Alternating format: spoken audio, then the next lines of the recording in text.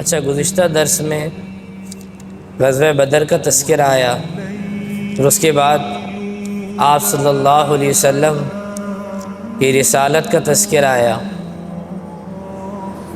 اس سے پہلے غزوہ احد کا تذکرہ ہے۔ غزوہ احد جناب نبی کریم صلی اللہ علیہ وسلم صحابہ کو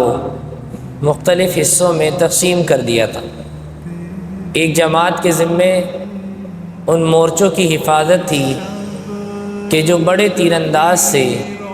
کہ جس میں آپ صلی اللہ علیہ وسلم کی تاکید تھی کہ تم لوگوں نے اس مورچے کو خالی نہیں چھوڑنا، چاہے کامیابی ہو یا ناکامی ہو، ان دونوں صورتوں میں تم نے اپنی جگہ کو خالی نہیں چھوڑنا۔ اور اللہ کی شان کہ صحابہ رضی اللہ تعالیٰ عنہ کی جماعت جو رسول اللہ صلی اللہ علیہ وسلم کے ساتھ دشمنوں کا مقابلہ کر رہی تھی، اللہ تعالیٰ نے ان کو فتوحات نصیب فرما رہے تھے، حتیٰ کہ دشمن بھاگنے لگے اور ان کی عورتیں، ان کے بچے بھی بھاگنے لگے، اور وہ جو صحابہ جو دشمنوں کا مقابلہ کر رہے تھے وہ مال غنیمت جمع کرنے کے لیے مصروف ہو گئے۔ جب ان صحابہ کی نگاہ جو مورچوں پہ متعین تھے، انہوں نے دیکھا ان صحابہ کو، تو وہ سمجھے کہ اب تو جنگ جیت چکے ہیں اور اب ہماری ضرورت نہیں ہے ان مورچوں کی۔ 50 صحابہ ان مورچوں پر متعین تھے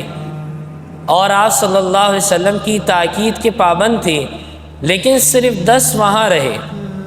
باقی سارے صحابہ وہ مال غنیمت جمع کرنے کے لیے اپنی جگہ سے ہٹ گئے۔ اللہ جل شانہ کی طرف سے ایک ایسی آزمائش آئی کہ جو دشمن موقع دیکھ کر حملہ کرنے والے تھے، انہوں نے دیکھا ان کے مورچے تو خالی ہیں، اور اس خالی پن سے فائدہ اٹھایا اور صحابہ کے لشکر میں گھس کے صحابہ پر حملہ کر دیا،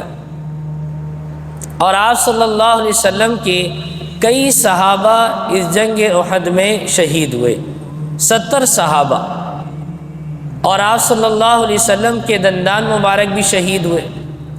اور آپ صلی اللہ علیہ وسلم کے جو چچا تھے جنہیں سید الشہداء حضرت حمزہ رضی اللہ تعالیٰ عنہ، وہ بھی شہادت میں شامل تھے۔ اور اس کے بعد آپ صلی اللہ علیہ وسلم اور ان کے صحابہ کو اس لشکر میں شکست ہوئی۔ اب شکست کے بعد صحابہ کی تدفین کا مرحلہ شروع ہوا، اور صحابہ کی تدفین کے مرحلے کے ہی درمیان صحابہ مایوس ہو گئے، ان کو اپنی غلطی کا احساس ہوا۔ اللہ جل شانہ نے قرآن کریم کی کیا پیاری آیت نازل کی کہ آپ نے غم نہیں کرنا، خوف نہیں کھانا، اور تم ہمیشہ بلند رہو گے بشرطے کہ ایمان تمہارے اندر موجود ہو۔ ایمان ہوگا، اللہ جل شانہ تمہیں بلند رکھیں گے۔ اور اس کے بعد ایسے ہی ہوا کہ رسول اللہ صلی اللہ علیہ وسلم اور آپ کے جو صحابہ تھے، وہ جنگ کے بعد کچھ دیر کے لیے آرام کا وقت ملا تو دشمن کا تعاقب کرنے کی فکر ہوئی کہ دشمن نے سوچا کہ یہ صحابہ تھوڑی تعداد میں ہیں، کیا ہی اچھا ہو کہ ایک ہی وار میں سب کو ہی ختم کر دیا جائے۔ آپ صلی اللہ علیہ وسلم کو وحی کے ذریعے بتایا گیا کہ دشمن آپ کا تعاقب کر رہے ہیں۔ آپ صلی اللہ علیہ وسلم نے صحابہ رضی اللہ تعالیٰ عنہ سے فرمایا کہ کیا تم اس وقت میں میرے ساتھ جنگ کے لیے تیار ہو؟ اب صحابہ کی وفا دیکھیں کہ گزشتہ دنوں کیسا حال تھا کہ کئی صحابہ شہید ہوئے اور زخموں سے نڈھال ہوئے، لیکن سارے صحابہ جو احد کے میدان میں شریک تھے، جو باقی رہ گئے تھے، ان سارے صحابہ نے لبیک کہا، جسے غزوہ حمراء الاسد کہا جاتا ہے، اس کے نام سے اس کو یاد کیا جاتا ہے۔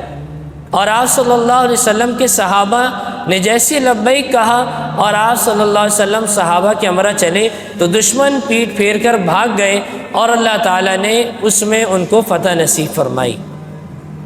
اس سے یہ بات معلوم ہوتی ہے کہ سورہ آل عمران کے آخری رکوع میں ان اہل ایمان کا ذکر ہے جو ہر حال میں اللہ تعالیٰ کو یاد کرتے ہیں، اور اسی طرح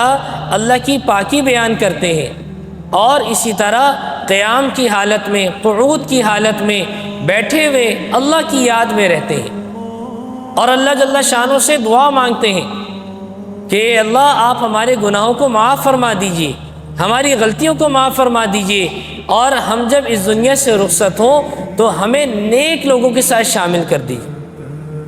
اور اسی طرح اس بات کی دعا کرتے ہیں کہ اللہ آپ تو وعدے کی خلاف ورزی نہیں کرتے، کل قیامت کے دن ہمیں رسوا نہیں کیجیے گا۔ اور اس کے بعد اللہ جل شانہ نے کامیابی کے 4 اصول بتائے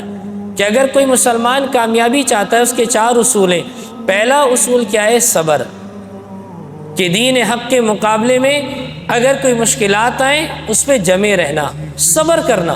صبر کے دامن کو نہیں چھوڑنا۔ اور دوسری بات بتائی دشمن کے مقابلے میں دشمن سے زیادہ استقامت اور شجاعت کا مظاہرہ کرنا۔ اور تیسری بات بتائی دشمنان دین سے مقابلے کے لیے اپنے آپ کو تیار رکھنا۔ اور چوتھی بات بتائی تقوی، ہر حال میں اور ہر جگہ اللہ سے ڈرتے رہنا۔ دین حق وہ دین ہے کہ اس کے مقابلے میں بہت سے لوگ آئے، اور یاد رکھیے کہ دشمن سے جب بھی مقابلہ ہوگا اس صورت میں یا تو جان جائے گی یا انسان کا دنیاوی کوئی نقصان ہوگا، لیکن اس کے بدلے میں صلہ کیا ملے گا کہ اللہ جل شانہ کی رضا اور جنت اس کو ملے گی۔ اور یہ جب ملے گی کہ جب وہ ثابت قدم رہے، ڈرے نہیں، مشکلات سے بھاگے نہیں۔ جہاں حق ہوگا وہاں آپس میں دشمن سامنے کھڑا ہوگا، اور بعض اوقات دشمن آپ کی صفوں میں ہوگا، آپ کو معلوم بھی نہیں ہے۔ جیسے منافقین آپ کی صفوں میں آپ کے خلاف سازشیں کرتے رہے، لیکن انجام کیا ہوا کہ اللہ جل شانہ نے انہی کو ناکام کیا۔ اس کے بعد سورہ نساء ہے۔ سورہ نساء عربی میں عورت کو کہتے ہیں، اور اس صورت میں اللہ جل شانہ نے تقوی کے احکام کے ساتھ رشتے ناطے جوڑنے کی ترغیب دی کہ آپس کے تعلقات خراب نہ ہو، رشتے ناطے خاندان جڑے رہیں، خاص طور پہ ایسے رشتے کہ جو صلہ رحمی والے ہیں، جو خاندانی رشتے، ان کے ساتھ کبھی بھی رشتے ناطے توڑنے نہیں چاہیے۔ اور اسی طرح چچا ہیں، ماموں ہیں، تایا ہیں، خالہ ہیں، یہ سارے خونی رشتے ہیں آپ کے۔ اگر ان سے کوئی ناراضگی ہو گئی آپ ان کو معاف کر دیں، آپ سے ناراضگی ہو گئی ان سے معافی مانگ لیں۔ یہ رشتے ناطے جوڑنا اللہ کو بے حد پسند ہے۔ پھر اس کے بعد اللہ جل شانہ نے یتیموں کے اموال اور ان کے احکام ذکر کیے کہ اگر کوئی یتیم ہے کسی کی پرورش میں تو سب سے پہلا حکم کیا دیا کہ ان کے مال کو اپنے مال کے ساتھ شامل نہیں کرنا، اور ان کا کھانا پینا اگرچہ ساتھی ہو، اور ان کے پیسوں سے اگرچہ ان کے ساتھ کھانے پینے میں اپنے پیسے بھی شریک کر دیے جائیں، لیکن ایسا نہ ہو کہ ان کو روندا جائے اور ان کے اوپر ظلم کیا جائے، کیونکہ وہ معصوم ہیں اور بلوغت نہیں ہے، ان کی عقل نہیں ان کے پاس۔ ان کے مال کی حفاظت کرنا تمہاری ذمہ داری ہے۔ اور دوسری بات بتائی کہ ان کے اموال میں کوتاہی نہیں کرنا، جب وہ بڑے ہو جائیں تو ان کو ان کے مال حوالے کر دینا۔ اور اسی طرح اس میں یہ بات بھی بیان کی کہ میراث کے حقوق کو بیان کیا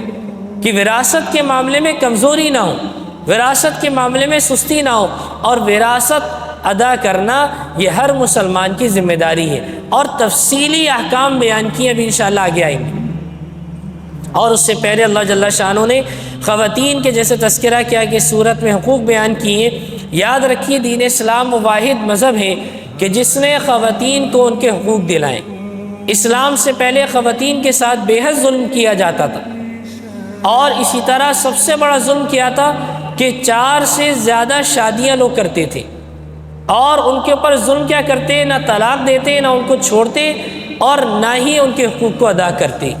ان کو بے سر و سامان اذیت دیا کرتے۔ اسلام نے کیسی پابندی لگائی کہ ایک مسلمان کو اجازت دی کہ 1 سے زیادہ 4 شادی کرنے کی اجازت ہے، لیکن بشرطے کہ ان میں حقوق کی ادائیگی ہو۔ اور اسی طرح رشتے ناتوں میں اگر خدا نخواستہ کوئی معاملہ خراب ہو جائے تو اس کا بھی طریقہ بتایا کہ رشتے ناتے فوراً توڑنے نہیں چاہیے، ان کو سنوارنا چاہیے، ان کے حقوق کی ادائیگی کرنی چاہیے۔ اور سب سے بڑا حق کیا ہے کہ نان نفقہ اور اسی طرح ان کے ساتھ برابری کا معاملہ ہو، کسی بھی اعتبار سے ان کے ساتھ ناانصافی نہ ہو۔ اور اس کے بعد اللہ جل شانہ نے خواتین کے وراثت کا تذکرہ کیا۔ اس سے پہلے یہ بات ذہن میں رکھیے، آج مسلمان معاشرے میں یہ بات سمجھ میں نہیں آتی کہ اگر کوئی ایک سے زائد شادیاں کرتا ہے تو لوگ اس پہ بڑے ناراض ہوتے ہیں، اور وہی آدمی ایک سے زائد عورتوں سے ناجائز تعلقات قائم کرتا ہے، اس پہ کوئی بھی ناراض نہیں ہوتا۔ ہمارے یورپ میں یہ بات مشہور ہے، قانون ہے کہ ایک سے زیادہ کوئی عورت نہیں رکھ سکتا حلال رشتے میں، اور حرام چاہے جتنی عورت رکھنا چاہے رکھ لے، اس میں کوئی پابندی نہیں۔ تو دین اسلام نے پیغام دیا کہ اسلام تو وہ پاکیزہ مذہب ہے جس میں عورتوں کی عفت اور حفاظت، پاک دامنی، ان کی خدمت کی ذمہ داری اللہ تعالیٰ نے مرد کے سپرد کی ہے، اور عورت مرد کے حوالے ہو جاتی ہے۔ تو لہذا اگر کوئی نکاح کرتا ہے تو اس کی ذمہ داری ہے کہ ان کے حقوق کو ادا کرے۔ اس کے بعد عورت کی میراث کا ذکر کیا کہ زمانہ جاہلیت میں کیا ہوتا کہ خواتین کا میراث میں کوئی تعلق ہی نہیں تھا، اور کیا کہتے ہیں کہ ایسی عورتوں کو کیا میراث دیں جو نہ گھوڑا چلا سکتی ہیں، نہ جنگ میں کام آ سکتی ہیں، نہ اسلحہ چلا سکتی ہیں، ایسی خواتین کا میراث میں کیا حق ہے؟ لیکن شریعت نے متعین کیا کہ خواتین کی میراث ان کے حوالے کرو، اور اسی طرح اس بات کا حکم دیا ہے باقاعدہ کہ ایسا نہ ہو کہ عام طور پہ کیا ہوتا ہے کہ بھائیوں نے وراثت کے معاملے میں اپنی بہنوں کی شادی کر دی، کہتے ہیں بھائی وراثت ہم نے دے دی۔ وراثت ان کا حق ہے اور اس سے ان کو محروم نہیں کرنا چاہیے۔ بعض اوقات والد کا انتقال ہو جاتا ہے اور بڑا بھائی زندہ ہوتا ہے اور وہ اپنی بہنوں کے حقوق کو ادا نہیں کرتا، وراثت نہیں دیتا، صدقہ جاریہ کے طور پہ مسجد میں قرآن رکھوا رہا ہوتا ہے، مسجدیں بنوا رہا ہے، خیر کے کام کر رہا ہے،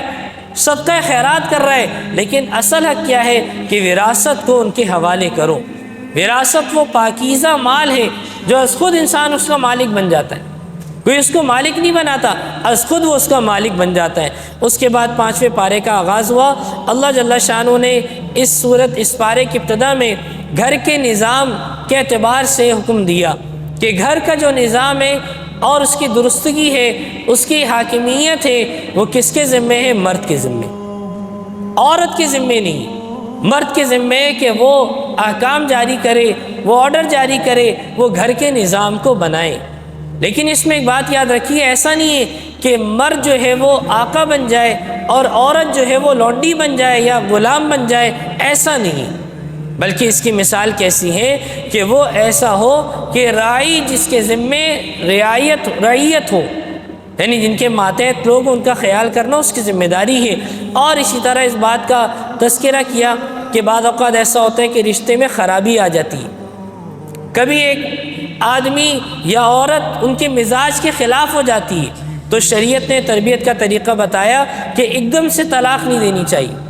اگر کوئی بغاوت کر رہا ہے اس کا طریقہ کیا ہے کہ پہلے اسے سرکشی کے برے نتائج کے بارے میں بتایا جائے، سمجھایا جائے، واعظ و نصیحت کی جائے، اور اگر اس کا بھی اثر نہ ہو تو بستر الگ کر لیا جائے۔ اور تیسرا کیا ہے کہ اگر اس کا بھی اثر نہ ہو تو ان کی شریعت کے مطابق پٹائی کی جائے۔ لیکن اس میں یہ بات یاد رکھیے، شرعی احکام کا جو ضابطہ ہے، ڈسپلین ہے، اصول ہے، وہ دیہاتی کے لیے بھی ہے، شہری کے لیے بھی ہے، جاہل کے لیے بھی ہے، پڑھے لکھے کے لیے بھی ہے، ہر انسان کے لیے۔ اور اس میں یہ بات سمجھنی چاہیے، لوگ چھوٹی چھوٹی باتوں کے اوپر وحشیانہ حملہ کرتے ہیں خواتین کے اوپر، اور اپنی ضروریات کے لیے وہ ان کی پٹائی کرتے ہیں۔ یہ اسلامی طریقہ نہیں ہے، یہ اسلامی طور طریقہ نہیں۔ ہاں، جہاں شریعت کے خلاف بات ہو وہاں انسان سوچ سکتا ہے، اور اس کا بھی حد درجہ بیان کیا ہے۔ اور اس کے بعد اللہ جل شانہ نے اجتماعی زندگی، خاندانی نظام کا تذکرہ کیا کہ خاندانی نظام میں ایک دوسرے کے ساتھ احسان کا معاملہ کرنا چاہیے، ضابطے نہ ہو۔ رشتے یاد رکھیے ضابطوں سے نہیں بنتے، احسان سے، رابطوں سے بنتے۔ ضابطہ کیا ہے کہ ایک آدمی اس کے ذمہ یہ کام ہے، اور رابطہ کیا ہے، احسان کیا ہے کہ اپنے سے بڑھ کر اس کی خدمت کر رہا ہے، یہ اللہ کو سب سے زیادہ محبوب ہے۔ اور احسان میں عدل، امانت داری اور خیرخواہی یہ بہت ضروری ہے۔ اور اسی طرح اسلام نے اس بات کی تعلیم دی کہ حق اور عدل اور مساوات کا دین ہے، یعنی کافر کے حق میں بھی اگر کوئی فیصلہ کرنا پڑے اور کافر حق پہ ہو تو اس کے بارے میں ہم غلط رائے قائم نہیں کر سکتے، اس کے خلاف فیصلہ نہیں کر سکتے۔ بعض اوقات کیا ہوتا ہے کہ بھئی یہاں مسلمان ہے وہاں کافر ہے، اب لوگ کیا کہتے ہیں کافر ہے، اس کے حق میں کیا فیصلہ کرنا، حالانکہ حق پہ وہ ہے، کوئی معاملات ہیں، کوئی لین دین ہے، کوئی اسی طرح زمین پہ قبضہ کیا ہوا کسی نے، اب وہ کافر ہے اور یہاں مسلمان ہے، لیکن اسلام ہونے کی وجہ سے اس کافر کا انکار نہیں کر سکتے، اگر اس کا کوئی حق ہے تو اس کو دینا چاہیے۔ اسی طرح کا فیصلہ قرآن کریم میں ذکر کیا کہ حضور اکرم صلی اللہ علیہ وسلم کے پاس کچھ منافق آئے اور آپ صلی اللہ علیہ وسلم کے سامنے قصہ ذکر کیا منافق اور یہودی کا، اور آپ صلی اللہ علیہ وسلم نے یہودی کے حق میں فیصلہ کر دیا۔ اب جو منافق ہوتے ہیں ظاہری طور پہ اسلام ظاہر کرتے ہیں، حقیقت میں مسلمان نہیں ہوتے۔ منافق نے کہا چلو عمر کے پاس چلتے، عمر جو ہے وہ فیصلہ کر دیں گے ہمارے درمیان۔ حضرت عمر رضی اللہ تعالیٰ عنہ کے پاس گئے، یہودی نے جا کے عمر رضی اللہ تعالیٰ عنہ سے کہا کہ دیکھو فیصلہ تو تم سنا دینا، لیکن اس سے پہلے یہ جان لو کہ ہم دونوں کے حق میں حضور صلی اللہ علیہ وسلم فیصلہ کر چکے ہیں کہ میں حق پہ۔ حضرت عمر رضی اللہ تعالیٰ عنہ اندر گئے، تلوار نکالی اور منافق کی گردن کو اڑا دیا،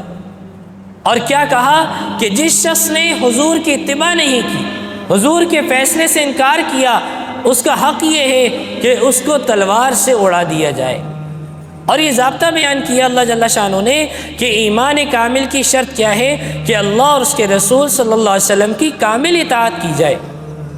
اور اس سے روگردانی نہیں کی جائے، اور اسی طرح ان کے فیصلوں پر راضی ہونا چاہیے، کبھی بھی ان کے فیصلوں پر ناراض نہیں ہونا چاہیے۔ آج بھی اگر کوئی شخص اللہ اور اس کے رسول صلی اللہ علیہ وسلم کے فیصلے سے انکار کرتا ہے تو اس کا حکم بھی یہی ہے۔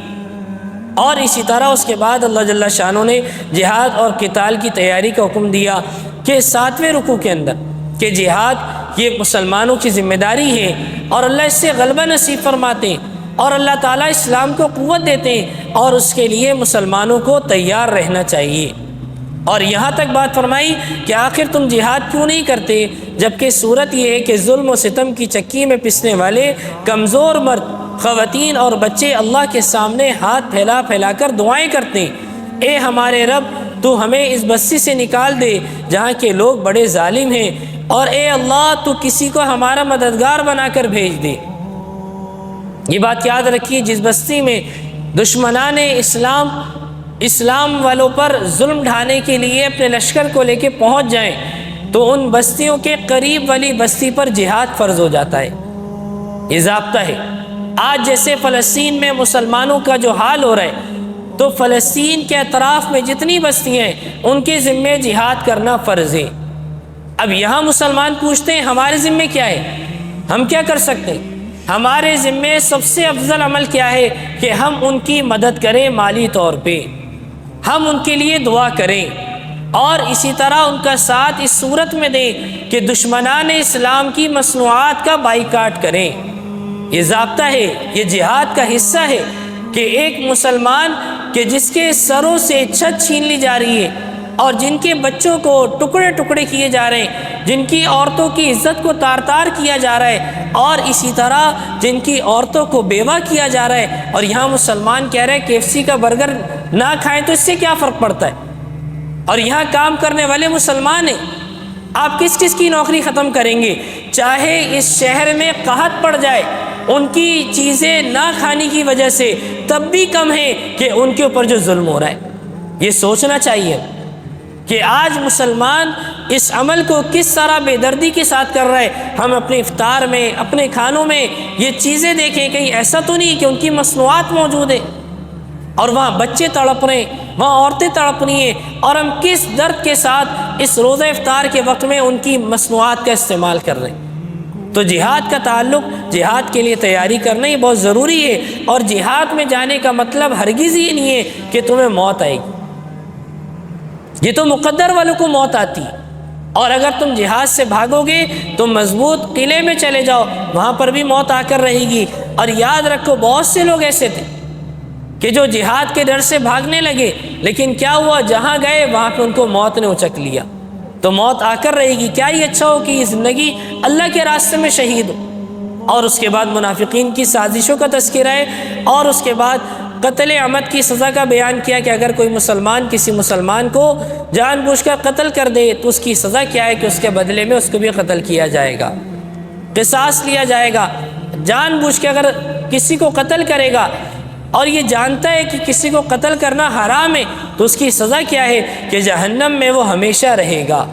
اور اس پر اللہ کا غضب ہوگا، اس پر لعنت کی جائے گی، اور اللہ جل شانہ نے اس کے لیے بڑا عذاب تیار کر رکھا ہے۔ اور اسی طرح جہاد کی اہمیت اور مجاہدین کی فضیلت بیان کی کہ مجاہدین جو گھر میں بیٹھے ہوئے، جو اللہ کے راستے میں جہاد کرنے والے اور جو گھر میں بیٹھے وہ برابر نہیں ہو سکتے، وہ کبھی بھی برابر نہیں ہو سکتے۔ جو اللہ کے راستے میں قتل و قتال کر رہے ہیں، اللہ کے راستے میں جہاد کر رہے ہیں، اور جو گھروں میں بیٹھے ہوئے آرام کے ساتھ، وہ کبھی بھی برابر نہیں ہو سکتے۔ اور اسی طرح اللہ جل شانہ نے صلاۃ الخوف کا تذکرہ کیا کہ جہاد کے موقع پر ایسا بھی ہوتا ہے کہ دشمن سامنے ہوتا ہے اور یہاں پہ نماز کا وقت آ جاتا ہے، تو اس حالت میں بھی نماز معاف نہیں ہے۔ ایک لشکر دشمن کا تعاقب کرے، دشمن کا مقابلہ کرے، اور ایک لشکر نماز کو ادا کرے، ایسے وقت میں بھی نماز معاف نہیں چہ جائے گا کہ ہم شہر میں رہتے ہوئے، مسجدوں کے قریب ہوتے ہوئے ہم مسجدوں میں نمازوں کو چھوڑ دیں، قریب رہتے ہوئے جماعت کے ساتھ نماز کو چھوڑ دیں۔ کتنی بڑی تاکید ہے کہ صلاۃ الخوف سے پتہ چلتا ہے کہ ایسے وقت میں بھی نماز معاف نہیں ہے۔ اور اس کے بعد اللہ جل شانہ نے ابراہیم علیہ الصلوۃ والسلام کا تذکرہ کیا کہ ابراہیم علیہ الصلوۃ والسلام موحد اعظم ہیں، اللہ کی توحید کے علمدار ہیں، اور ساری کی ساری کائنات اللہ جل شانہ کی ہے۔ اللہ جل شانہ اس کی کفالت کرنے والے، اللہ تعالیٰ ہر چیز کا علم رکھنے والے، اور اس بات کی تنبیہ کی کہ منافقین کی عادات سے اپنے آپ کو بچانا۔ منافقین کی عادات کیا تھی کہ جب نماز پڑھتے تو سستی کے ساتھ پڑھا کرتے تھے۔ سب سے پہلی خرابی کہ وہ سستی کے ساتھ نماز پڑھا کرتے، طبیعت پہ بوجھ ہوا کرتا تھا، خوشحالی نہیں ہوتی تھی، بشاشت نہیں ہوتی تھی عبادت میں، طبیعت پہ بوجھ ہو رہا ہے۔ اور اسی طرح دکھلاوے کے لیے نماز پڑھا کرتے تھے کہ دیکھو فلاں آدمی مجھے دیکھے گا تو وہ نماز کے لیے شامل ہوتے۔ آپ صلی اللہ علیہ وسلم نے فرمایا کہ عشاء اور فجر کی نماز منافقین پہ بھاری ہے، تو منافقین فجر کی نماز میں بھی آتے تھے۔ کیا وجہ تھی کہ ہمارے نفاق کا پتہ چل جائے گا۔ اور کتنی بڑی بات فرمائی کہ منافقین کو کبھی بھی اپنا دوست نہیں بنانا، کافروں کو اپنا دوست نہیں بنانا، ایمان والوں کو چھوڑ کے۔ اور منافقین کی سزا کیا ہے کہ یہ سب سے نچلے درجے کے جہنم کے حصے میں رہیں گے، یہ سب سے نچلے درجے کے جہنم کے حصے میں رہیں گے، اور سب سے زیادہ نقصان منافقین نے پہنچایا آپ صلی اللہ علیہ وسلم اور آپ کے دین کو۔ اور اللہ جل شانہ نے فرمایا کہ الا یہ کہ جو توبہ کر لیں اور آپس میں اصلاح کر لے اپنی، اور اللہ جل شانہ پر ایمان لے آئے، تو اللہ جل شانہ اس کی توبہ کو قبول کرنے والے ہیں۔ اور سب سے آخر میں 5ویں پارے کی جو آیت بیان کی وہ کیا ہے کہ ما یفعل اللہ بعذابکم، اللہ کو بھلا کیا وہ جو تمہیں عذاب دے، ان شکرتم و آمنتم، اگر تم شکر گزار بنو اور ایمان کی حالت میں رہو، اللہ تمہیں کبھی بھی عذاب نہیں دے گا۔ اور اللہ جل شانہ بڑے شاکر ہیں، شکر گزاری کی قدر کرتے ہیں، اور اسی طرح سارے علم کو جاننے والے ہیں۔ تو اگر کوئی مسلمان چاہتا ہے کہ اللہ اس کو عذاب سے محفوظ رکھے، اللہ اس سے نعمتوں کو نہ چھینے، تو اللہ کی نعمت کا شکر ادا کرنا چاہیے۔ آج دنیا میں اللہ تعالیٰ نے کتنی نعمتیں دی، دین اسلام کی صورت میں، مسجد کی صورت میں، اعمال کی صورت میں، ہر نعمت پہ اللہ کا شکر ادا کرنا چاہیے۔